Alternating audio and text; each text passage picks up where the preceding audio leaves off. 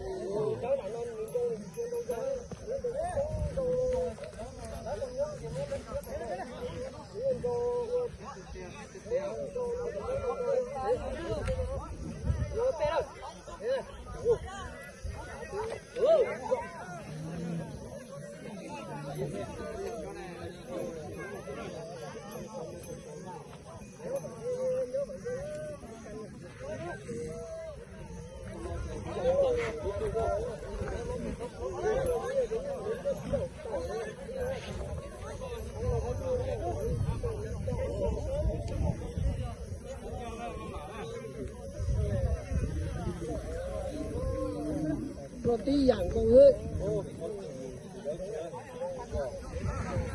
Đó đừng là gì? Đây nè. Đây nè.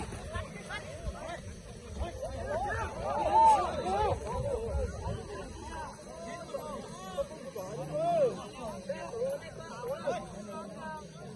subscribe cho kênh Ghiền Mì Gõ để không bỏ lỡ những video hấp dẫn.